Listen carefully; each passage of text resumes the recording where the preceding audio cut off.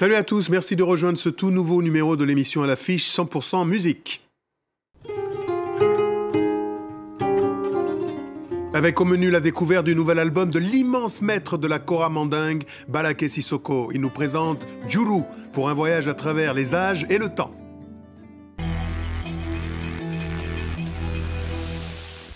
Une rencontre avec un gardien du temple des traditions celtiques et bretonnes, Dennis Préjean, dévoile son 11e album, Stour en Havel, le gouvernail du vent.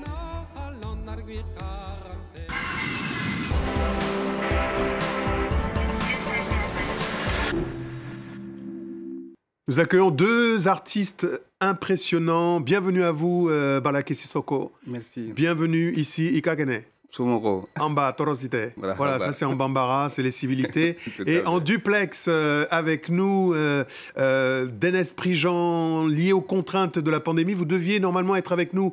Cette pandémie nous prive de votre présence physique sur ce plateau, mais vous êtes avec nous en virtualité pour nous présenter le dernier album. D'où précisément? Aux confins de la finitude du Finistère?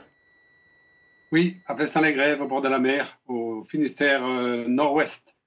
Au nord-ouest, pour ceux qui veulent voyager. On vous retrouve dans quelques instants. Balaké Sissoko, c'est un honneur de vous avoir sur ce plateau. Vous êtes considéré comme l'un des grands maîtres, véritablement, de l'art de la kora, qui est un art plusieurs fois millénaire. Vous avez invité sur cet album des compères de longue date. On se souvient notamment du violoncelliste Vincent Segal, avec qui vous avez fait des premières joutes. Vous dites comme un frère. Côté Mali, Salif Keita, Oxmo Puccino. Vous êtes vraiment entouré aussi de Arthur Teboul, c'est le chanteur de Feu Chatterton, ou encore de la chanteuse Camille. Vous êtes fait plaisir sur cet album? Oui. En fait, l'idée, c'est ça même, essayer de montrer aussi l'instrument de la kora et pas rester dans sa tradition et que la tradition, mais faire quelque chose aussi, de leur montrer, on peut faire tous avec l'instrument-là. Alors je disais, vous êtes un immense artiste, vous tournez dans le monde entier, partout, concerts, à guichet fermé. Là, c'est le retour avec une petite sensualité que je vous propose de découvrir maintenant, en combinaison avec Camille, regardez. Merci. J'étais parti loin de mon corps, tu m'y as ramené. Kora, kora, kora, kora, kora, kora, kora, kora. J'étais parti loin de mon corps, tu m'y as ramené. Kora.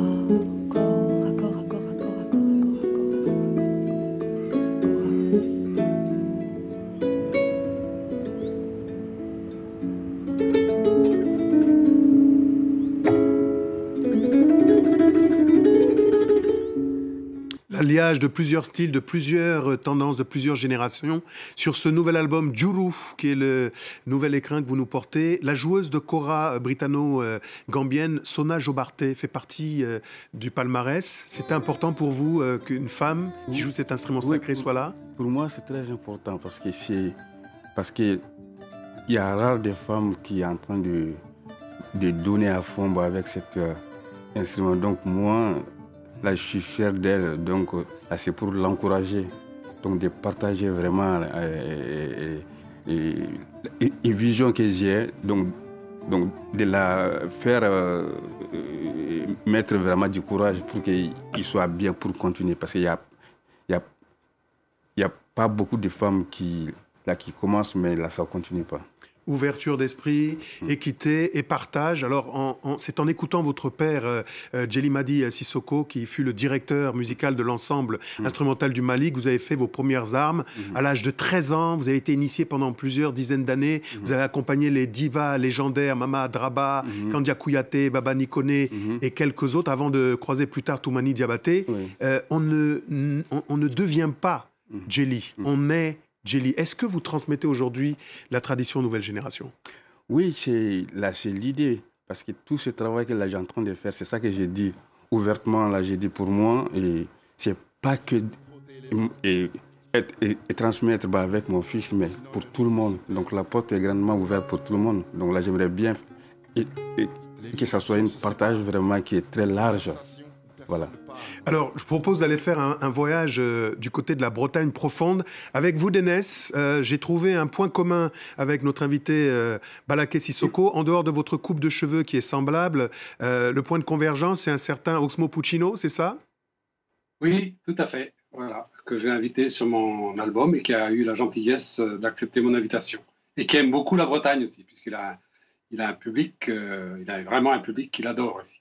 Alors, sur cet album, 14 compositions originales. Au départ, vous composez en a cappella, musique de fusion, avec donc des instruments acoustiques, des sonorités électro, des sons ancestraux. C'est le 11e album. Est-ce que vous diriez qu'il est là pour magnifier 1500 ans de tradition bretonne? Oh, ça serait un petit peu prétentieux de ma part, mais c'est vrai que le breton est un voyageur. Sur les 4 côtés de la Bretagne, il y en a 3 qui sont dirigés vers la mer. Et le breton a toujours aimé partir, quitter la Bretagne pour mieux revenir. Et à chaque fois qu'il revient, il revient avec des instruments, des danses, des costumes différents qu'il adapte à sa propre culture. C'est notamment le cas pour les instruments. La bombarde, notamment, qui est devenu un instrument emblématique de la Bretagne, en fait, nous vient des croisades. Elle nous vient d'Orient. Et moi, j'essaye de continuer à mon niveau. J'essaye de continuer cette démarche qu'ont les Bretons d'intégrer des instruments d'ailleurs à leur propre musique. Et finalement, ces instruments deviennent, par la force des choses, un peu bretons eux aussi. Et ce n'est pas Balaké Sissoko qui me dira le contraire. La tradition, ça a du bon. Vérification avec cette chanson Vals of Life, le clip magnifique.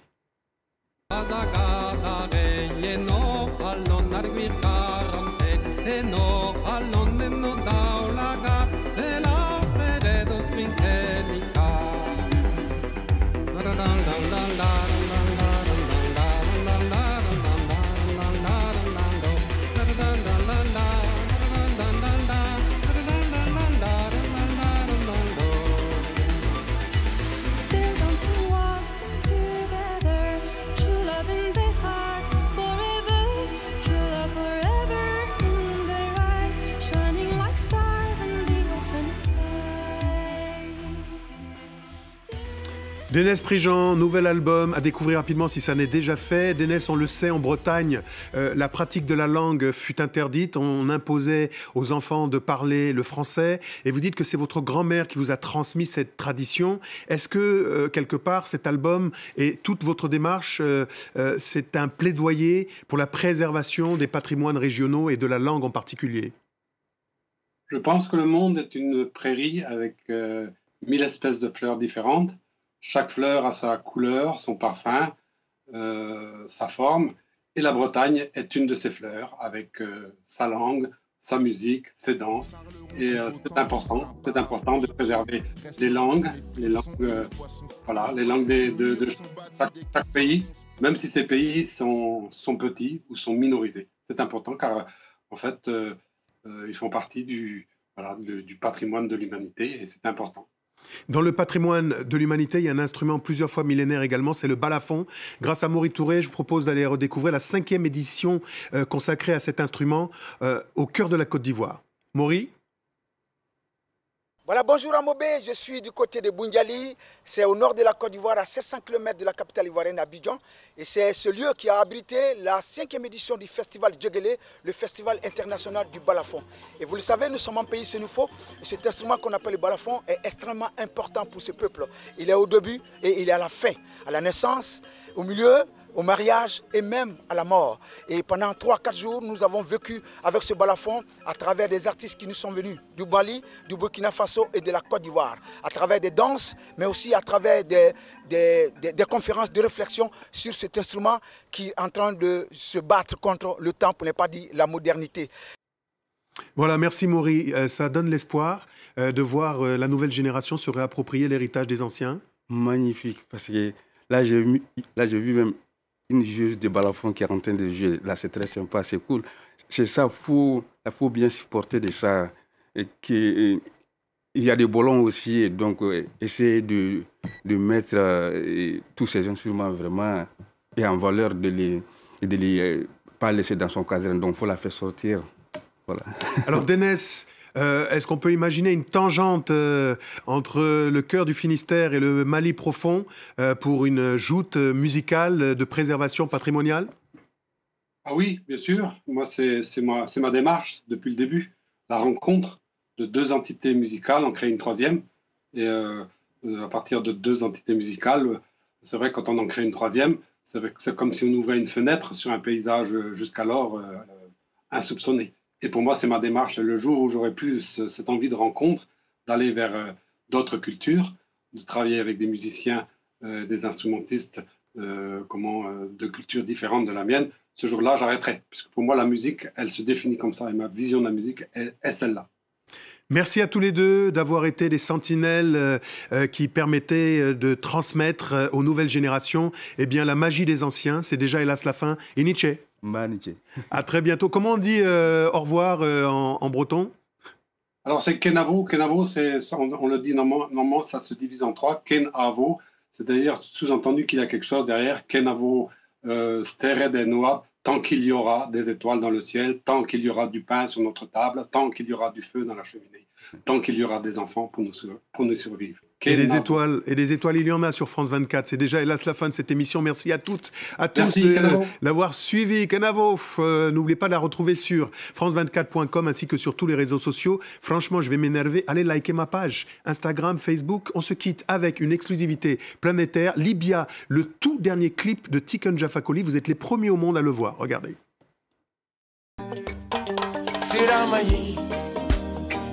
La route n'est pas bonne. Morola malo ya beye, Sula malo ya beye, Yona malo ya beye. La route n'est pas bonne. Yona malo ya beye. La route n'est pas bonne. Anutena tabele, anutena talibibele. Anutena tabele. Anutena ta faransi bele Ngosira mani La route n'est pas bonne. Vous avez regardé votre programme avec la Smart EQ Fortwo 100% électrique. Smart.